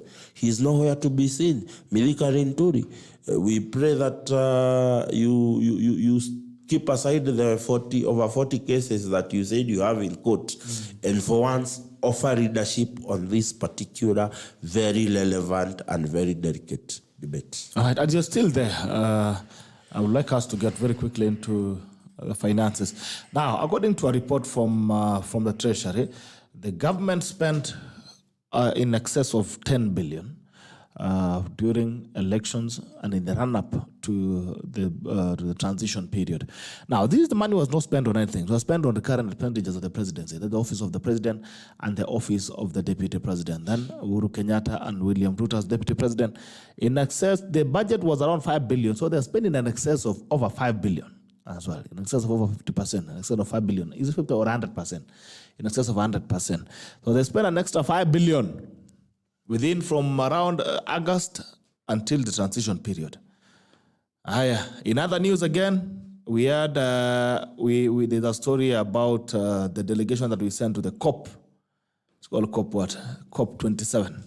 Now, joyriders to Egypt. Kenya had one of the largest delegations in the just concluded COP 27 summit in Egypt with 386 people. 386 people that we sent to Egypt. Some names on the list seemingly do not have any duty attached to them. Okay. Egypt, China sent 73. China, 73. But you know... So I understand also we send people to World Cup. The Lord is good. Now, even our national team was banned by FIFA. But we are there. We went to play by the girls, by the corridors. But it's a thing. We send 386 people to Egypt. These are the point when you talk about austerity measures. We are sending people to watch and to go and watch World Bank. Is it World Bank or World Cup? Then we spend an excess of 5 billion between August and the transition period. I don't know. What do you guys make of this? You know, I'll tell you. I know, and I've seen quite a number of people that were not supporting the current government bring these issues up. First of all, that conference was organized way before we did our elections. The participants were picked way before we did the election BITOC. And their tickets and their stay and everything was actually done as is required by the organizers of the conference at Egypt, that they needed to do that quite a number of months before for purposes of organizing the conference. So therefore, if there is someone to blame, is the people who organized, who are going there. But I will say that on the issue of the World Cup, Ababu Namwamba should give us an explanation. What the hell are we doing in the World Cup? We did not even qualify for the Africa Cup of Nations to begin with. We are banned by FIFA. The ban was lifted. It has been lifted, yeah? That ban has been lifted, is okay, but I would want to know what are the representatives of Kenya doing in the World Cup. I'm not aware that we want to host the World Cup, that we could be there trying to drum up support for our bid. I am not aware that there is goodness being given to countries like ours by FIFA. But I would expect BITOC that a few number, because the Kenya Football Federation is part of the FIFA, there ought to be a few representatives of the federation in the World Cup, because as it is normal and it is the tradition of the World Cup, all federations are always invited at the World Cup. If indeed it is the representative of the football body in the country at the World Cup, then that's okay, because it's tradition for every federation to go there, because BITOC, those who do not understand FIFA, they always do their the AGM for this particular year will happen like a week before the World Cup at the nation where the World Cup is hosted. So if it is the FIFA, the Football Kenya delegation that has gone, then that is okay. Even the minister can actually go and represent us in the World Cup. It's not a problem. But if we are having like the 300 people we have seen who went to Egypt going, then we would have a problem. And I think majorly this is the whole gist about it. If we are talking about austerity measures in government, we must not just say it, we must be seen to do it. If we are talking about austerity measures, let us be seen to do it. Because I would have a problem if we are talking austerity and ministers are moving right, left and center to other countries, we have people who have no business going to international events going. That is the problem we will have. And I think majorly, if and I will ask, wale my friends wa MWAKESI walikuwa ile side ingine, if they are critiquing the climate change conference in Egypt, let them critique the people who are holding the government previously, because that list was approved about 60 days actually before the election. That is when that particular list was approved, save for the few people who now accompanied the new president, who are supposed to go with him. The others were okayed way before. And therefore, but for the World Cup, I think we had if there is an in excess of officials of this country going to the World Cup, then we must be told how many people did government sanction to go to the World Cup? What are their positions in government? What role are they going to play at the World Cup? We saw a case of, was it Amina Mohammed sending the daughter to, what was this event in the US? Can't remember the event. Who has no business? Athletics. So what the government must do, and as you have said, as much as we are castigating Moses Kuria, he keeps on telling us what is happening at the Ministry of Trade, Investment and Industry. We are always updated on what is happening, as much as we castigate him. This is what other ministers must do. Like now, we are having a GMO conversation where the minister who is supposed to be answering our question is missing in action. We have Kenyans who are claiming that we have sent a serious delegation to the World Cup. The Minister for Sports should come out and say, we sent 10 people, we sent 100 people. Their responsibilities, their positions in government are this. And this. Their responsibility at Qatar will be this. Let these ministers continue informing, because I'll tell you, and MWAKESI will tell you, is a policy expert. If you do not explicitly let the people know what is happening at your state department, people are going to formulate all manner of information, and you will not deny it, because you are denying it and telling people what if you do not have a substantive communication from this department. So one of the things that there is becoming a challenge in the government of Honorable William Ruto, it is the communication aspect of it. I will tell you, MWAKESI will tell you here, the social networks and the digital media are the ones that painted the image that we know of Uhuru Kenyatta today. And they are the people who forced people's narrative to change about the former president and the coalition that he was supporting. And eventually they were able to set up the Kenya Kwanza and William Ruto as an alternative. And therefore, as a government, if you ignore digital and social media networks, you will be in trouble, because some of these things today, I'm somehow addicted to Twitter, because everything that is happening quickly, I will see it and I will know what is happening in the country. So as a government and state agencies, let them prioritize communication.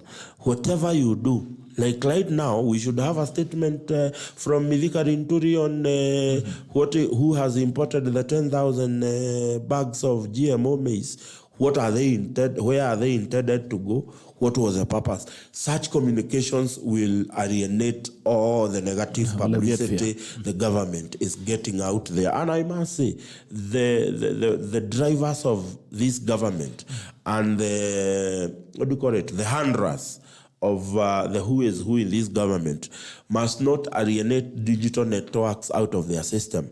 Getting a press secretary is not just enough.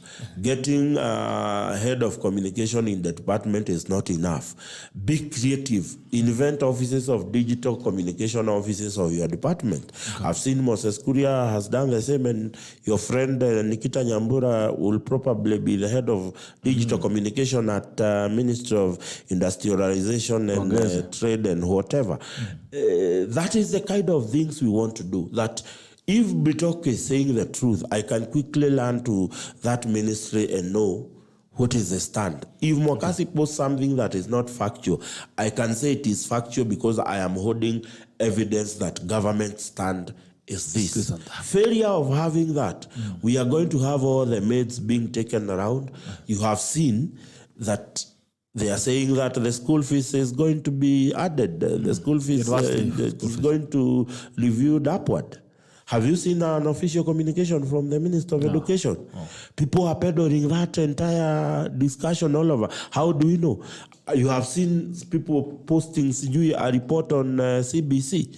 Have we had an official communication from the Minister of Education on the task force that was given to review CBC? So government must step up and come up with communication strategies that are going to dilute every lie that is being told out there. Otherwise, if you lack it, MWAKESI will wake up one morning and say that government has done this. And before you know it, it is trending like bushfire in Twitter.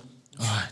MWAKESI, and I would to tie it up with now Treasury has requested to spend for the 45 billion Kenya shillings. 45 billion Kenya shillings. And they are saying they want to remove the provision that for them to spend, they don't need parliamentary approval. And now, as they are making that request and also requesting for the revocation of that provision, they have already disbursed 23 billion. Already, out of the 45, 23 has gone without parliamentary approval. They're now saying we want to remove that thing that is telling us we cannot do the thing without the other guys telling us we can do it. I don't know. What do you mean? You know, Gerald, let me come back down to what was said earlier on the austerity measures that the president was trying to propagate and the reality on the ground on how things are happening. Of course, when you look at the previous expenditure of the previous presidency, of course, they blew up the budget. 5 billion became 10 billion.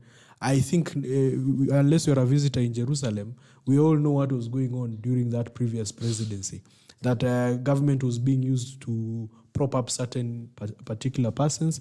And you can see that money is not even being claimed as being spent on development expenditure, but rather it went into recurrent expenditure. So this is where you find the same people putting up tents, doing events for rallies and things like that. I would assume that is where the expenditure went to. And this is what we are saying, that we cannot be continuously be casual about how government or the executive spends money. You can see from what the newspapers are saying, 386 people going into Sharm el-Sheikh to be on the climate change conference. The delegation number is high, extremely high.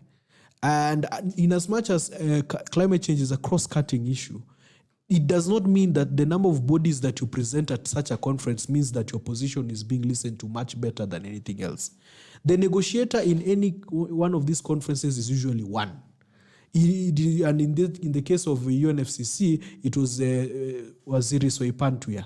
Everybody else was supporting what Soipan Tuya was going to present at the UNFCCC.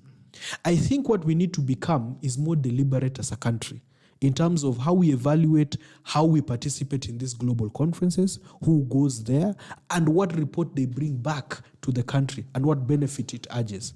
I believe if the President William Ruto is to take that matter seriously in his administration, then we'll have more competent people going into these events, like we were saying even the World Cup, that the persons who we are sending there are the people who will literally have a hands-on duty of taking care of what is required by the administration the moment such an opportunity comes about.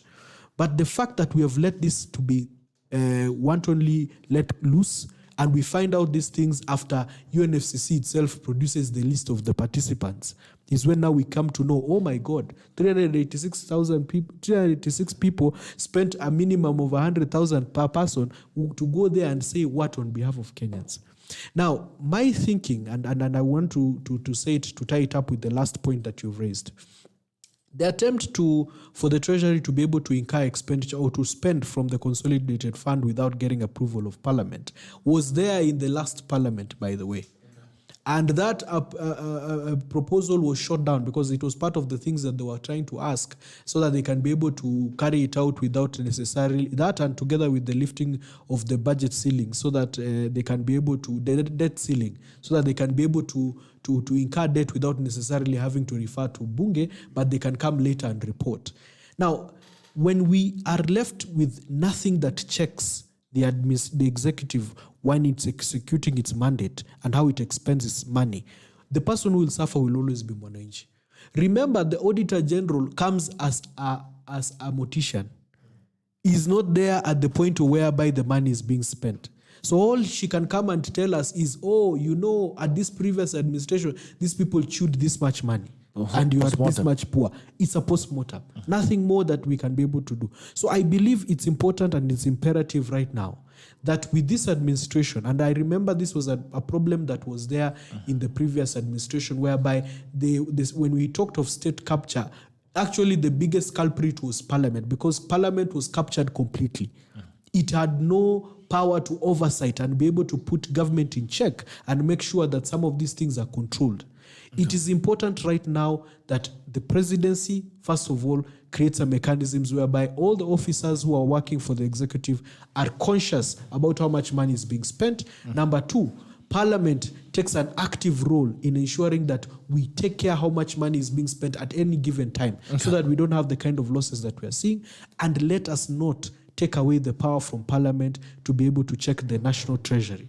Because the moment we say that Treasury can go withdraw as much money, spend it on what it comes, and then comes later to say, and by the way, we took more money than you had allowed us to do last time, we are going to end up in a country whereby we have no breaks and measures to control how we take care of our expenditure.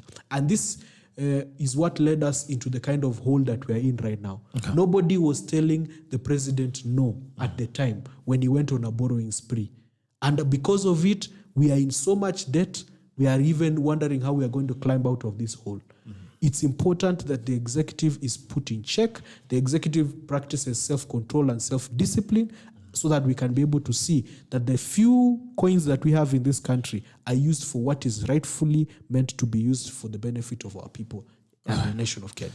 Okay, thank you so much. Mwangi Mkenya, good one. MUCHENDU. Without a communication channel, then be ready to have everyone talking and listening to their own stories. Grace Kamau agree 100%. All right, Abbas Njuguna, and all these delegates are traveling with government having only 93 million shillings at treasury. Okay, I think that's a job, but a good, honest man. All right, Moses Mora following us, and Abbas Njuguna, the cost of living for a day indoor during this period now. Moses is simply passing a message that despite the noise making Mutadu, Skamebo, 7 months of winter in Canada, we survive on GMO. Like Bill Gates, we are not dead. I'm on tackle every day. A GMO eater is a GMO eater. There is organic food too that has never been killed by GMO. Wow. Okay. Olambugwa, that you cannot propagate GMO seeds, we automatically become slaves to big pharma. Bas Njuguna, it's importing maize cheaper than facilitating farmers to get fertilizers and quality seeds for relevant government institutions. Now, also good morning to you. Nimo, good morning, gentlemen from Seattle. Asante sana, good to see you this morning. James Wanjiru to ask the panel, the guest, what's his opinion on what is happening in Meru County. We've spoken so deeply about that. But shipping maize travels at a supersonic speed. When was the cargo procured? Back today and available in Mombasa by evening. There is, I read that. All right, it's always a pleasure to have you. Thank you so much, gentlemen, for coming in. Asante sana. Yeah, is a really friend of mine from Gatondo, anaitwa Lilian kutoka Seattle in the US. Anasema tuned, and she's always at the show. So Lilian, pahali huko kesho kuna diaspora show. Tune in and a link will be sent. Kesho kutwa? Leo ni Tuesday. Sunday, Thursday. Nimekimbia, I guess. Yeah, last day, Lilian, tune into the diaspora show. You can get the link and also be able to contribute. I am honored to have been here to talk about the important matters of national interest. And as I've said, I hope government will come clear on GMO being the hottest topic currently. And as I have said, the challenge is on government to actually activate its communication channels to avoid all these right, left, Tom, Dick, and Harry know it all about GMO. And some of us are not experts. That's why I cannot even attempt to speak about it. But government has to activate its communication channel so that you can actually demystify what Mwananchi is being fed out there. So I'm honored, and it's always an honor to even get MWAKESI. I don't know you're from which part of Taita Taveta. Voi, yeah. You're from Voi. I've worked in Taveta constituency, so I'm very much vested with, used to stay near Hori there. And it's always an honor to come to this show and get to interact with people from all walks of life. I'm honored. I'm still hoping, and I've been waiting for you to call, tell me when you are coming to have your lunch in Kikuyu. You can come Gong Road seems to be like ilihama ikaenda Mombasa, bado hujafika. Huyu jamaa wangu anaitwa Newton. Pale Moms and Moms Hotel and Accommodation, Kikuyu, has invited us for lunch to go and enjoy a lot of cuisine. Yes, you know, kuna kasamaki kanapikwa hapo. Ukikakula, utakuja kuambia walisteners wakuje pale Kikuyu town, just opposite the Rocos. Utatupata hapo. We have vested interest there. Na pia ukuja nikuuzie kashamba kule kwetu. Najua ni Mukikuyu. It is very bad. Mukikuyu wakuja kwa TV ama kwa show bila kuuzia maguta. Mbona mnauza South Africa sasa? Brother, mpaka sasa unajua South Africa have opened up South Africa. So you allow me to come. Nikikuja hapa unanikubalia hata mimi nasema vile nafanya. Kuja pale Ndeya. If you want your 50 by 100, 25 minutes from the city center, we will give you a 50 by 100 plot, courtesy of Hot Step Holdings at 1.1 million. We are giving you 50 by 100. Tuko na scheme inaitwa Royal Gardens. It is about 20 kilometers from the Goto, around from the Goto Mutarakwa Highway, the one that goes to Maimahiu. Around 20 kilometers. Tuko na mashamba mingi Ndeya, na Ndeya imefunguka. Mkuje tuwauzie. When we are not doing politics ama biashara, sisi ni mabroka huko nyumbani. Ukuje hapo. Rafiki yangu anaitwa Steven Kigathi ananiambia ukikuja atakupatia a free ride to show you zile mashamba zote. No free ride upewe na nani? Ukuje hapo tutakupeleka site viewing. Hot Step itakununulia mpaka lunch, tutakuwekea mpaka kafuel. Alafu tuone kama tunaweza ongea biashara ya advertisement. Ukuje tu nini hapo Saturday ama Friday niko hapo. Yes, and I know my boss Steven Kigathi is reasoning. Tafadhali mheshimiwa Kigathi utupatie biashara hapa the taco. Na namwambia atumie deposit na ukikuja Bitoka nasema akikuja tumtafutie deposit. Ndio nikuje. Ndio. Nige deposit ndio ya kuja. So as I said, it has been fun. I must thank all the reasoners who keep reasoning to us and who keep hearing what we come to say here, because without them we could never be. This show will never be. So to every reasoner that has made the taco what it is today, God bless you and keep supporting us. Keep subscribing pare YouTube. Ukiingia pare subscribe, like, alafu watumane pia watu wengine na watu wengine. If you are generous, chukua hiyo link, share with your friends and your circles. Sukuma hii kitu kabisa. You are the one who makes us what we are kabisa. John Jeron, it's been a long. I missed you big time. Keep doing what you're doing. What a way to start my Tuesday. Good day. Asante sana John. Asante sana MWAKESI for coming in. Hata mimi nimeshukuru sana. I think this has been a very good opportunity. Again, you know, it's good also when I share this thing to my people in Taita Taveta. They are part of a national discourse. And I really appreciate I appreciate the opportunity that you've given to us to be able to discuss these issues of national importance. I'm always willing to come back again to have more discussions and see how we can really help shape the discourse in our country. So for me, I want to say thank you for all my viewers and listeners who are tuning in from the county of Taita Taveta na marafiki zangu, asanteni sana. Bwana Gerald Bitok ni mungwana, so tune in today, tomorrow, every other day. Let it not be because I'm on the show today. Yes. Let it be a habitual thing, and let's together continue building a national discourse on shaping this great country. They should remain here. Yes. Since I hear they should remain here. It's a pleasure to have you. For all the tacklers who always join us every single morning, I keep saying this and I'll never tire saying that we are because you are. You've kept us here for 2 years now. We've grown because of you. The day you leave us, tutaparagasha, tutakwisha.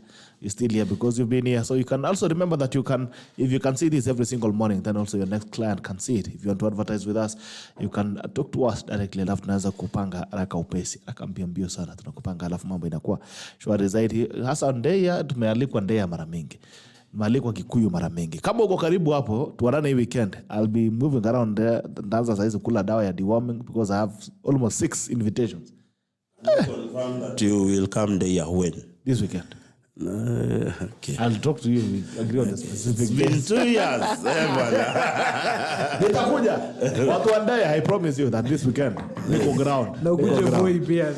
Semekane sija. Come, let us nialika. Ukuje pia tukulishe huko Voi. Wewe nialike nitakuja. Ukuje kula nyama vizuri. You kuja there, we can always do some catching up with our viewers live on location. Very good. This weekend. Yes. Go ground. All right. It's always a pleasure to have you. This has been the State of the Nation edition of the 22nd of November 2022. We are Stephen MWAKESI, is a policy expert. Tumekuwa na Governor P. MUCHENDU. He's been with us for 2 years. A very good gentleman. He's stuck here. Kwenye tutakuwa nagawa shamba ya tackle. Mimi kama baba yenu ndakukatia shamba kubwa kidogo. Firstborn umekataa sana. I think it's very important. You must tell the viewers that I am probably the only panelist you actually call at midnight to come to the show. I can't even count how many times. This guy would even call me at 4 a.m. in the morning. Muchendu ingia show. And I have never refused because I believe that as the tackle grows, as the panelist, we also grow. Amen. And we also expand our wings. Hallelujah. That's all. Uliingia tackle uko na kitambi, leo yuko na kitambi. Baraka ya kitambi nikiwa class 8 cha uongo. It's always a pleasure to have you. State of the Nation edition of 22nd of November 2022. Until tomorrow on Siasa Wednesday. It's always a pleasure to have you. Take care. We love you and bye-bye.